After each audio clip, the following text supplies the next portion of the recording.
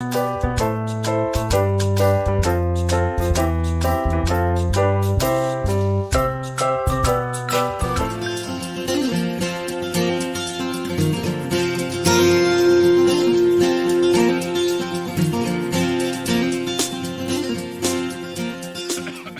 he coughs just as we go live. And that's my teaser.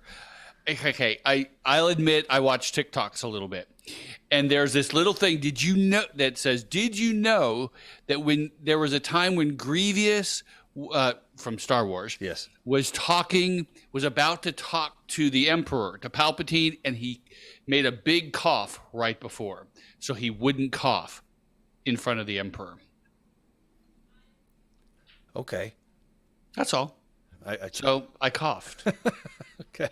By the way, it's the After Service podcast, production of Open Door Community Church, coming at you at an unusual time because Brian is accommodating me. I've got a board meeting this evening, and it is a gorgeous Thursday afternoon, 83 degrees in my neck of the woods. I don't know what it is here. What is it? It's hot though. It was hotter yesterday though. Yeah. Because and I know because hey, it's not that bad. It's only like 80 something like that. So, but yesterday and today, 84. Greg Bender and my boys were putting on a cover over our patio, and so we worked both days till about 2, and maybe you can tell I'm a little bit more red because I definitely got a lot of sun. Yeah. And but it's nice. It looks great. But it was hot. So yeah, you guys got it done quickly. It took us when we did ours. That's because I was doing it. It took like 3 or 4 weeks to get it done. I also got a kit though. Oh, so you cheated? I cheated. No, I cheated. It probably costs more that way, but it was easier. So I think if I went back to do it again, I might do it that way. But at the time, we had established a budget that this is how much we can spend to take care of things in our backyard, and our budget for that was very small. So there you go. The most expensive things were the 12-foot 4x4s, because in 2020 those weren't easy to come by. No, I bet they weren't. No. So I was thinking about temperature because you just mentioned that. Whenever I think about temperature, I think about how relative it is. That as you're coming out of the winter and you get a day that's 50 some degrees, you're like, ooh, this is beautiful. That's warm. Yeah. Or that first day of summer that really hits and it goes from, and we had one of those that went from 60 to 80 in a day. And it's like, oh my gosh, that's hot. It's like oppressive. Right. But I remember the first time I ran hood to coast, I was so excited that it was only going to be 85 degrees when I ran my leg. And I'm like, that shouldn't be that bad. I should be just fine with 85. And no, it was miserable. It was very, very difficult. It doesn't take very long for your body to go, oh, no, I know what this is. You're killing me. This is what. And the moisture matters too, the humidity and all that sort of stuff. Because 80 in Colorado, because for a while I was going out to Colorado every summer, and it's like it could be 100, and it's really not that bad. But here at 100 is ridiculous. Yeah. And I've never been in the South and when it's hot like that. So it's miserable. I bet. I would go for a run, be 100 degrees, 100% humidity outside of Houston. And you get about a mile and go, this is a big, big, bad mistake. And then the wild dogs would start chasing me, and you have to run at that point because there's like 15 wild dogs trying to catch you. Well, yeah, now you're running for your life. Motivation. Yeah, it was great.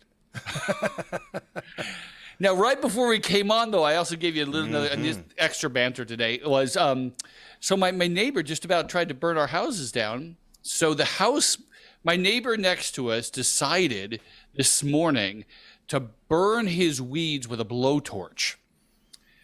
And then after he did it, he left. And the fence behind us, behind him, next, just catty-corner, one over from us, one removed from us, went fully up in flames. Our Bovida behind it went fully up in flames.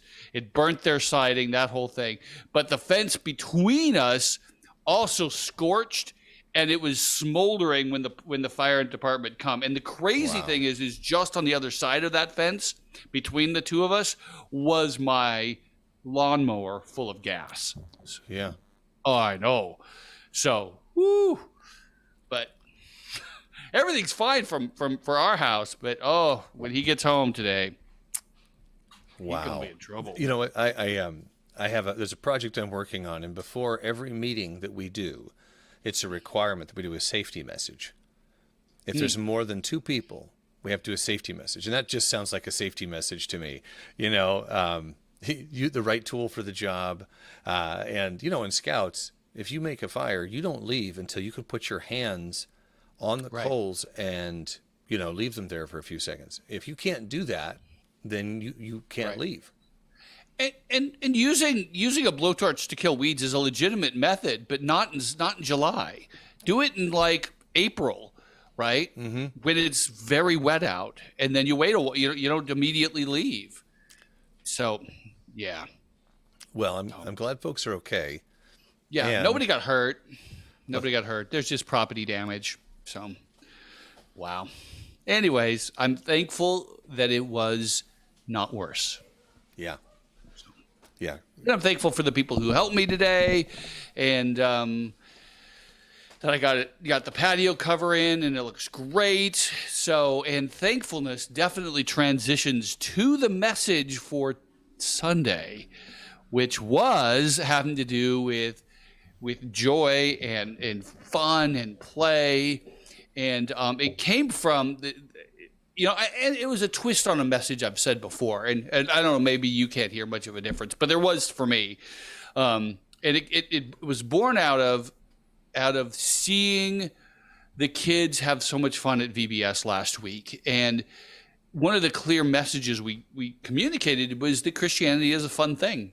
There's joy there, there's laughter, there's play, it's play, and then I was reflecting on that and looking at the definition of what is play, and then I took that and I went and applied it to what I had already looked at for many years at Psalm 100, and I took that definition, which in short was that play is something you do alone or with people. It's something that you do that involves your whole body.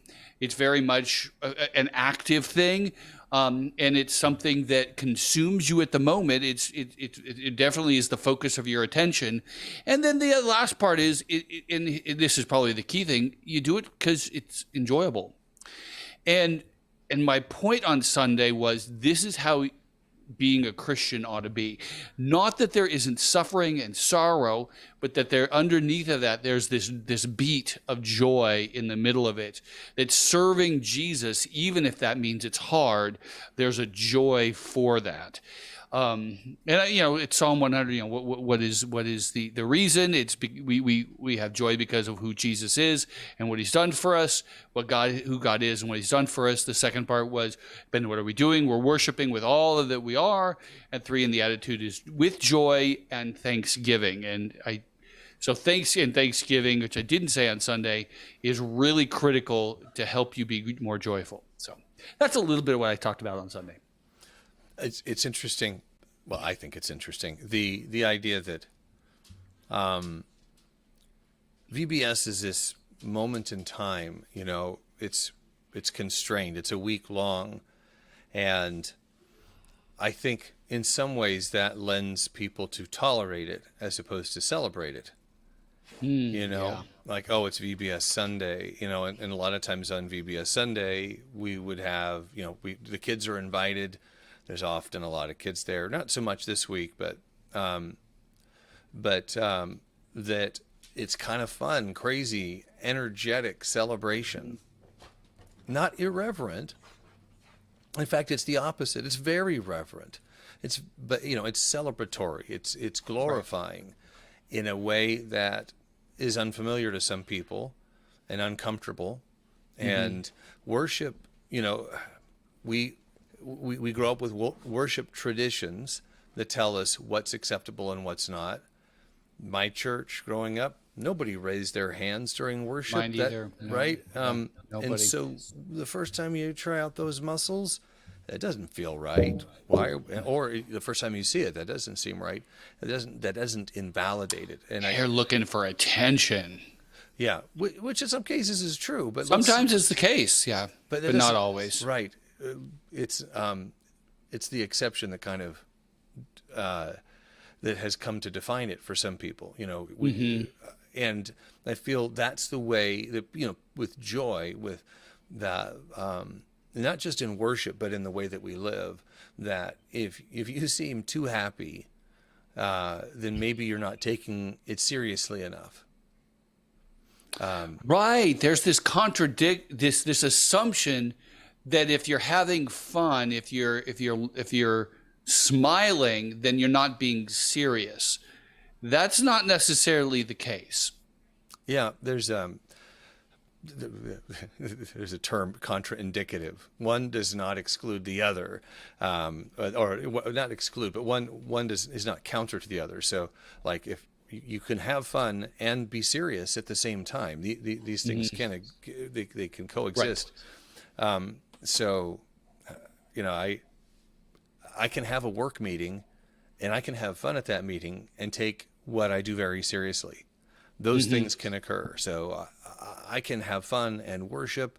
I can enjoy my life, and my faith is still very important to me. I can laugh. I can invite people over for a party. Like Jesus went to a lot of parties. Yeah. He luxuriated. He was relaxed and smiled and hung out with his friends.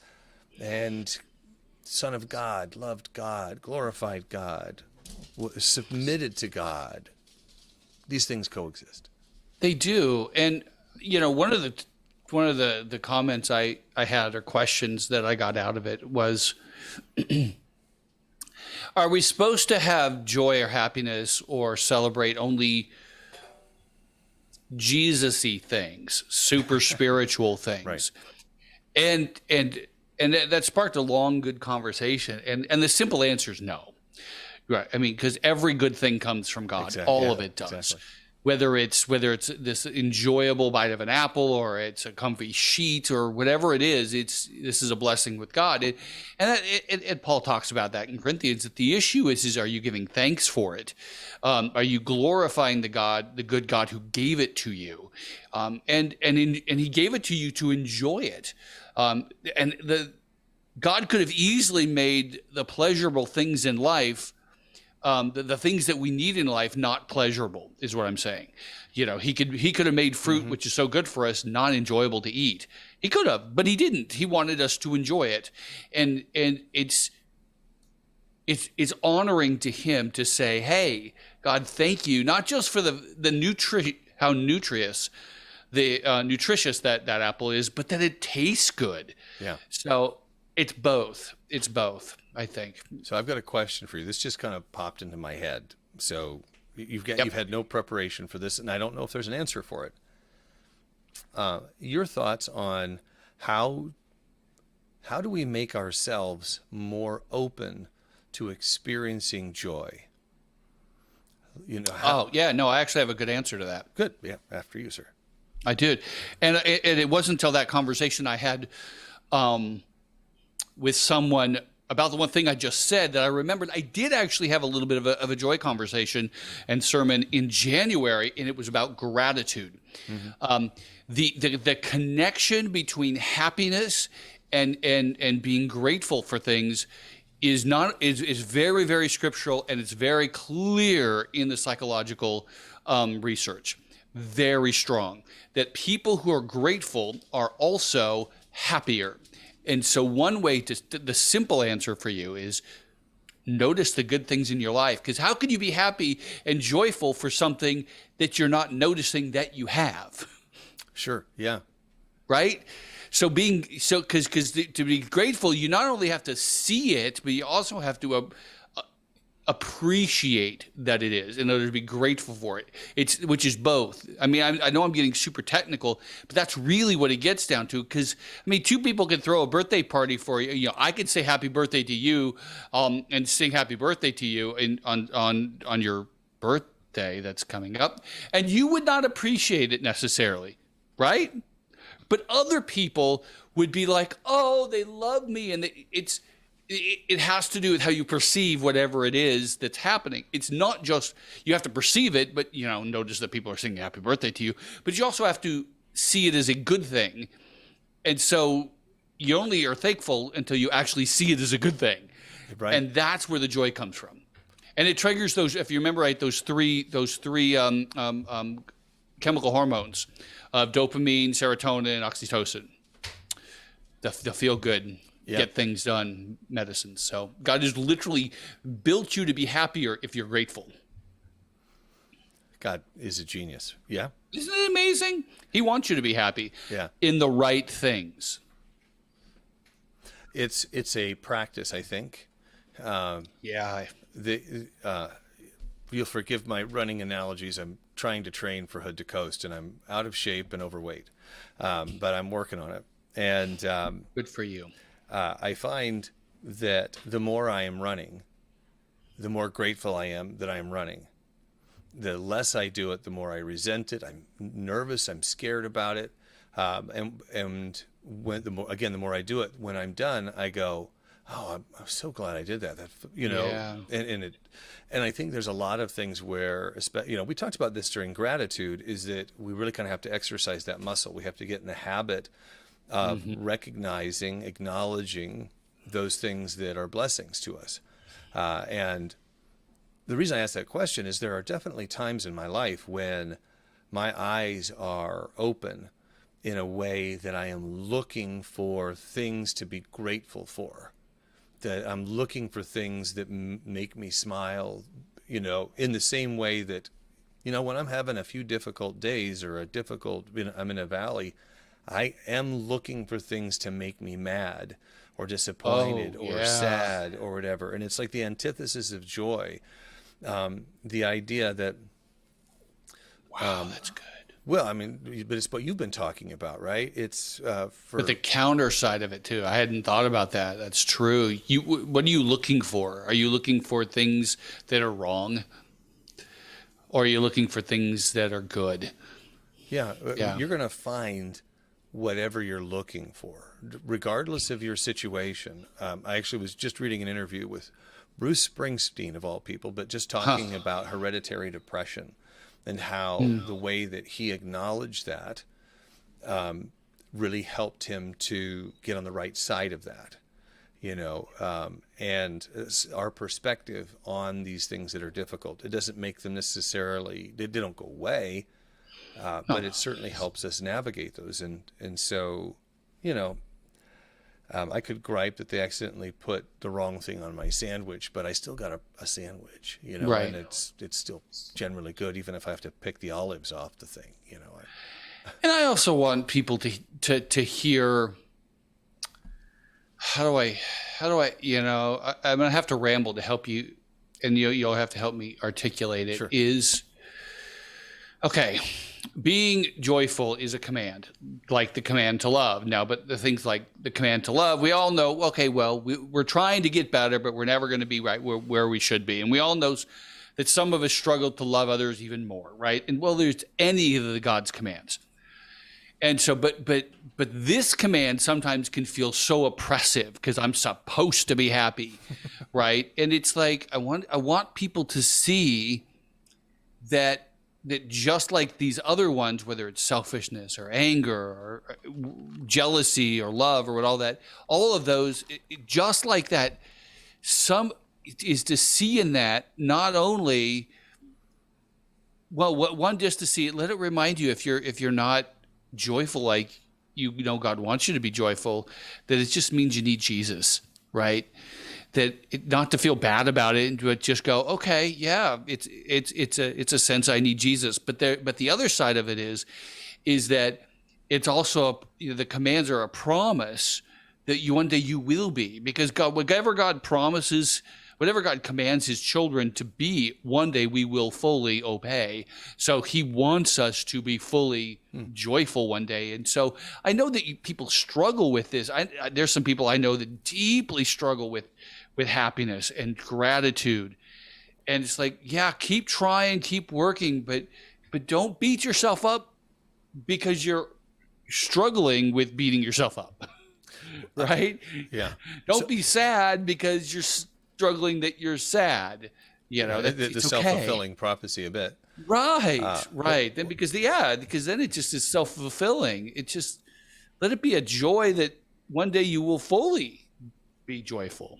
So, something you said, and I think I understood it correctly, but I'll try to synthesize it, is that God's command to be joyful is a promise that Yes. he's basically speaking it into being, because you don't have a choice but to obey the command ultimately. It's No, you just don't. how you're going to get there. You can get there kicking and screaming, which is really antithetical to joyfulness. But if you're like, hey, be joyful, it is not just you need to be, it is you are going to be joyful. Right. This is going to happen. Because all believers eventually will fully and completely obey God perfectly. And that includes things like be joyful. So therefore, that he will create you, he will transform you, as Paul says in 1 Corinthians 15, when that we one day we'll be changed, we'll be transformed to be in his image. In that moment, when he fully transforms you and rewires your brain down to the DNA level so that all that trauma and all of those bad neurological pathways get fixed, then you will fully, completely be like what he wants you to be. So Sure. It's the, Yeah. I mean, you're talking about the emotional, mental aspect. I think a lot of times we connect the physical piece of that because as we get older, our bodies start to break down, we hurt, Right. nothing seems to work right, and yet we'll be reborn and fully restored. And including your neurological pathways, right, the way you think. the way that we think, the way that our brain is wired will be Right. perfect the way that it was intended to be. Right. It'll be restored. And there's definitely people in my life that they long for that. I long for that for them. Where it's like, why is it this way? This isn't fair. Why does this have to be difficult? And I personally struggle. One of my barriers to joy is fairness. That and that's comparison. I get that. In many ways, right? That I am very much like the people who showed up and God's, I was told I was going to be paid this wage, and then somebody showed up later and they're getting paid the same wage, but they only worked an hour. I'm like, well, that's not fair. And yet God is saying, you're all going to get the portion that I decide to give you. And you should be happy with that because you were when we made this deal, right? But I'm the person who gets hung up on that fairness in it, and that comes into being jealous or envious of other people's joy when I feel like I should have a share of what they're enjoying. That's so hard and common.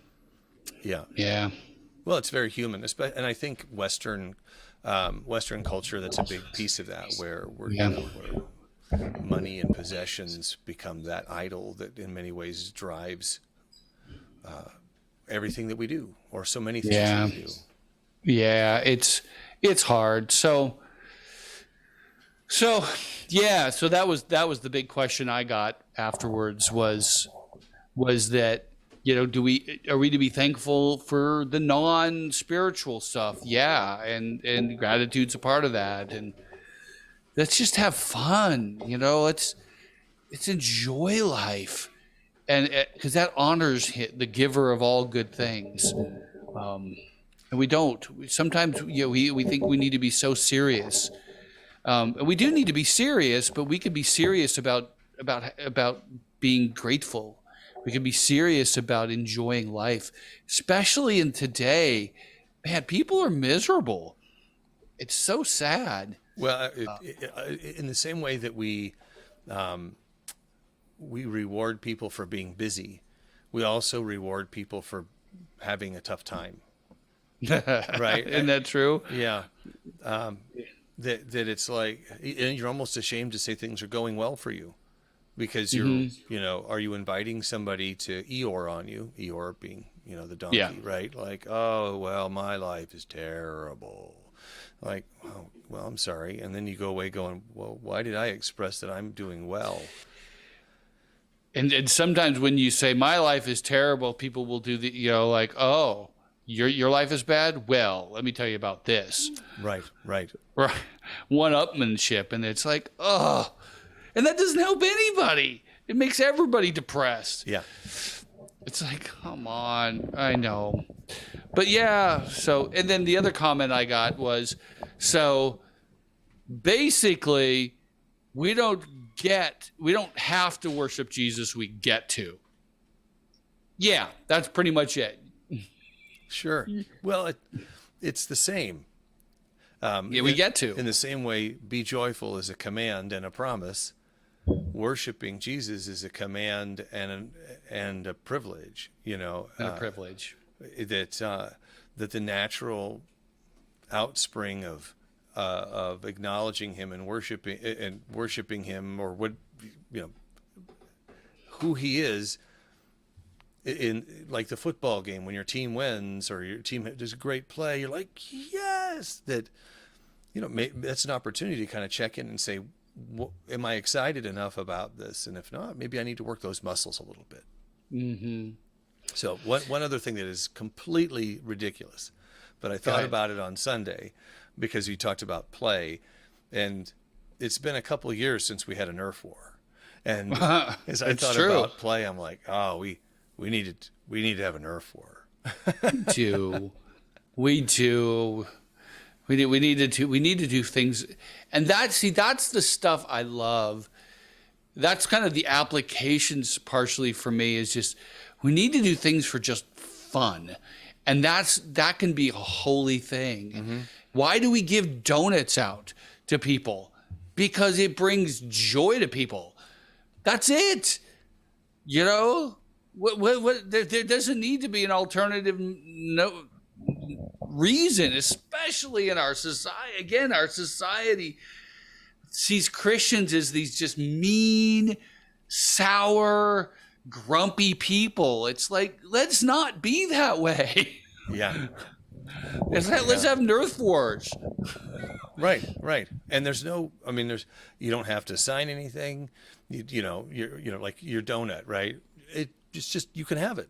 Yeah. But no strings attached. Right. That's it. Have it. Why? Well, because you deserve to have a little bit of joy, a little bit of happiness in your day. Yep. You need to be reminded, all of us need to be reminded, and maybe in small ways, that there's joy in the world. It just happens to come from some people that are exercising joy, or should be, on a regular basis. So enjoy your donut. Don't think about the calories. Church donuts don't have calories. No. Jesus takes those away, right? That's why they're called heavenly donuts. Oh my gosh, that's right. Yeah, thank you, Mike, who brings us heavenly donuts every single Sunday. Now, one thing, Mike, if you happen to be listening, he's not. But in the event that somebody has an opportunity. But his wife, Lynn, likely will be. Okay. Lynn, if you could encourage Mike to show up maybe 10 minutes before the service so that I can get the donut in before the service starts. It's the last couple of times he walks in, I see the heavenly donut box walk by while I'm leading the first song, and I'm so sad. It's the removal of my joy, Lynn. Oh, or at least maybe she could set aside a donut for you. Oh, like just before communion, how occasionally people will come up and put the communion stuff for me. If they could just bring the donut up at the same time. What's your favorite donut? Oh, old fashions. Yeah. Okay. Yeah. So get an old fashioned for Joe, and make sure you set it aside. Bring it up to him during communion. Don't do that. Please don't do it during communion. That's too important to me. Communion is too important. Oh, at first I was like, the donut's too important to you for No, communion? no, the No, opposite. it's of the other that. way around. No, don't destroy. Communion is too important. It's Imagine having communion with donuts. you could, Well, yeah, we could. yeah. I mean, we do it with all kinds of things. That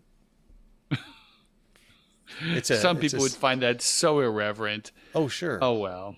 Yeah, I mean, let's not create distractions or barriers for other people. And I No. expect that the donut would be both of those. Right. Probably would be both of those. So how about not? Yeah, fair enough. All right, Joe. So I'm gonna get back to Ruth this week. The sermon's fully written. I had it fully written last week. So, and then we're just gonna go straight through Ruth, finish it up, chapters 2, 3, and 4. I'm looking forward to it. And we're going to have some nice weather for a while. So stay cool, people. Take care of yourself. Drink lots of liquids. Don't set Run your through some neighbor's house on sprinklers. fire. Oh, gee. And have a donut. Yeah. And thank God for it. That's right. All right.